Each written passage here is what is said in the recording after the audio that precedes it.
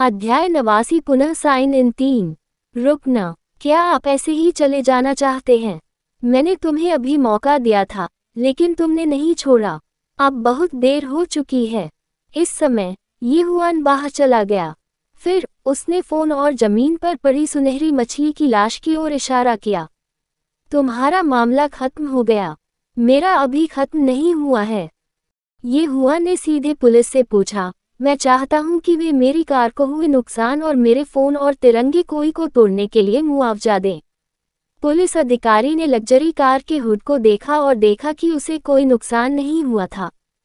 उसने एक पल के लिए सोचा और कहा, मुझे नहीं लगता कि आपकी कार क्षतिग्रस्त हुई है, लेकिन फोन और सुनहरी मछली को उन्होंने तोड़ दिया है। उन्हें मुआवजा देना चाहिए। मुझे लागत बताओ। ये हुआन ने सिर हिलाया और कहा, फोन सस्ता है और इसकी कीमत 10,000 युआन से अधिक है। मछली महंगी भी नहीं है, इसकी कीमत 1.6 मिलियन युआन है। जब वहां मौजूद सभी लोगों ने यह बात सुनी तो वे सभी दंग रह गए। क्या इस छोटी सुनहरी मछली की कीमत 1.6 मिलियन युआन थी? यहाँ तक कि शुद्ध सोने की कीमत भी इतने पैसे नहीं थी। ऐसा लग रहा था जैसे बूढ़े आदमी के बेटे ने कील पर पैर रख दिया हो और उछल पड़ा हो। उन्होंने बस ये हुआन की नाक की ओर इशारा किया और डांटा, यह एक घोटाला है। मैं आप पर मुकदमा करना चाहता हूँ। वह किससे मजाक कर रहा था? 1.6 मिलियन मूल्य की एक सुनहरी मछली। इतनी महंगी सुनहरी मछली होती भी तो एक छोटे बच्चे को कैसे दी जा सकती थी? उस स्थिति में क्या उन्हें उसकी पूजा नहीं करनी पड़ेगी? ये हुआन जल्दी में नहीं थी। उन्होंने नीलामी के पर्यवेक्षक को बुलाया और उनसे मछली का मूल्यांकन करने में मदद के लिए एक मूल्यांकक भेजने को कहा। ये पहली बार था जब किसी पुलिस अधिकारी को ऐसी स्थिति का सामना करना पड़ा। उन्होंने लियू यानरान से बातचीत की। क्या आप बच्चे की मां हैं? आप एक बच्चे को इतनी महंगी चीज कैसे ले जाने दे सकते हैं? लियू यानरान इत्मीनान से मुस्कुराई, जिससे पुलिस अधिकारी थोड़ा स्तब्ध रह गया। नहीं, मैं यंग मास्टर का सचिव हूँ। यंग मास्टर ने इसे आज ही नीलामी में खरीदा है। ये सुनते ही पुलिस की जुबान पर ताला लग गया। अरे बाप रे! वह केवल 8 साल का बच्चा था, लेकिन वह खुद ही चीजें खरीदने के लिए नीलामी में गया था। वह पहले से ही 38 साल का था, लेकिन वह कभी नीलामी स्थल पर नहीं गया था। तुलनाएं घृणित थीं, अंतर बहुत ज्यादा था। जैसे ही पुलिस असहज महसूस कर रही थी, मछली प्रदर्शनी नीलामी का पर्यवेक्षक अपने लोगों के साथ वहां पहुंच गया। इतना ही नहीं, बल्कि ईस्ट सी बैंक के अध्यक्ष झांग तियानेक सिंह, हुआक्सिंग प्लाजा के पर्यवेक्षक मा के और उच्च पदस्थ अधिकारियों का एक समूह भी वहां पहुंचे। जब उन्होंने सुना कि इसमें ये जुबान शामिल है, तो वे तुरंत वहां पहुंचे। उन्होंने सड़क पर एक्सीलेटर पर कदम रखा। उन्हें डर था कि वे ही जुबान का समय बर्बाद करेंगे। एक पल के लिए सनकरी सड़क पर लग्जरी कारों की लंबी कतार खड़ी थी। उस समय, चाहे वह बूढ़ा आदमी हो, अधेड़ उम्र का आदमी हो, आसपास की भीड़ हो या पुलिस हो, सभी की आंखें एक पल में फैल गईं। वे जो देख रहे थे उस पर उन्हें विश्वास नहीं हो रहा था। क्या बकवास है? ये कैसा रुख था? क्या ये बहुत क्रूर नहीं था? ये लोग सूट पहने हुए थे और लग्जरी कारों में बैठे थे। कोई भी उन्हें देखकर ही उनकी महान आभा का एहसास कर सकता है। ये जुबान ने संक्षेप में मामले को समझाया। मछली प्रदर्शनी नीलामी के पर्यवेक्षक ने 2 मृत शीर्ष शोभा तिरंगे कोई को देखा और विलाप किया।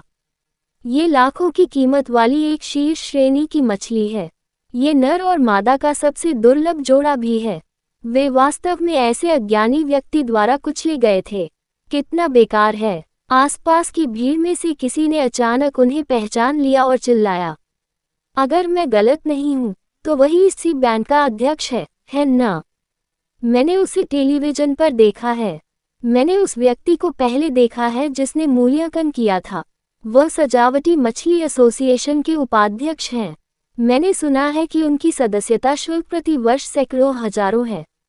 ये समाचार पर है। चिल्लाने के बाद सभी ने अवचेतन रूप से ये जुबान की ओर देखा। ऐसा लगता है कि ये बड़े शॉट इस बच्चे ने फोन करके बुलाए थे। वास्तव में ये बच्चा कौन था? वह वास्तव में बहुत शक्तिशाली था।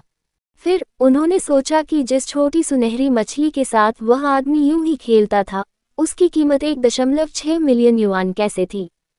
हर किसी का दिल खट्टा था और थोड़ा हताश भी। इतना अमीर बनने के लिए उन्हें कितनी मेहनत करनी होगी।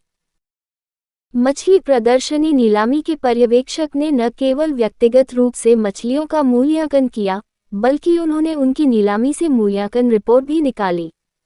इस पर लगे सभी लेबल देश के अधिकारियों द्वारा जारी किए गए थे और उन पर कानूनी प्रभाव था। इसके अलावा गवाहों के रूप में इतने सारे प्रसिद्ध लोगों के साथ बूढ़ा व्यक्ति और उसका बेटा बोलने में असमर्थ होकर जमीन पर गिर पड़े।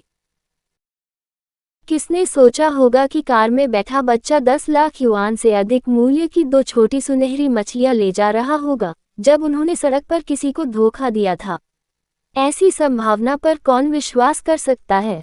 इसके अलावा यदि वे अमीर होते तो क्या वे दूसरों को धोखा देने आते। बूढ़े का बेटा फूट फूट कर रोने लगा। वह जमीन पर घुटनों के बल बैठ गया और बहुत माफी मांगी। मुझे खेद है, लेकिन ये सुनहरी मछली वास्तव में बहुत महंगी है। हम इसे बर्दाश्त नहीं कर सकते। सुनहरी मछली का तो जिक्र ही नहीं, यहाँ तक कि फ़ोन की कीमत भी 10,000 युआन से अधिक थी। ये वह पैसा नहीं था जिसे वह निकाल सकता था। ये जुबान ने बूढ़े आदमी और अधेड़ उम्र के आदमी को रोते हुए भावहीन रूप से देखा। फिर उसने तिरस्कारपूर्वक कहा, तुम्हारा मतलब है कि तुम भुगतान नहीं कर सकते। बूढ़े व्यक्ति और उसके बेटे ने एक दूसरे की ओर देखा और जोर से सिर हिलाया। ऐसा नहीं था कि वे इसे वहन नहीं कर सकते थे, लेकिन वे ऐसा नहीं कर सकते थे। ये जुबान ने पुलिस की ओर देखा और कहा, चूंकि यह मामला है, कृपया उन्हें ले जाएं।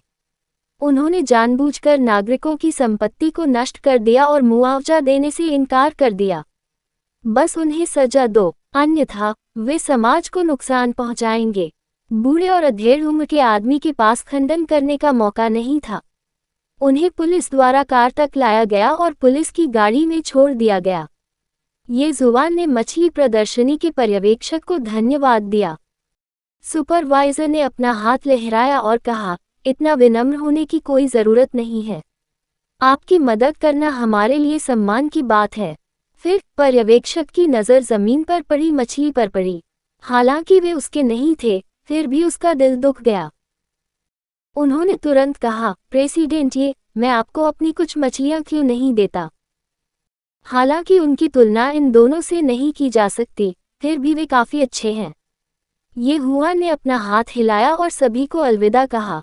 उसने विला का दरवाज़ा खोलने के लिए चाबी का इस्तेमाल किया। क्या मेरी कोई बहन घर पर नहीं है? ये जुबान के प्रवेश करने के बाद उसने मेज पर रखे नोट को देखा।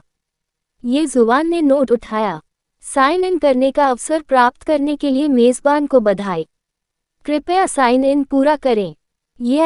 क्या वह अपनी बहन द्वारा लिखे गए पत्र को छूकर साइन इन पूरा कर सकता है? उसने साइन इन किया। तभी ये जुबान के सामने एक सुनहरी रोशनी वाली स्क्रीन दिखाई दी। कहानी खत्म। अलविदा।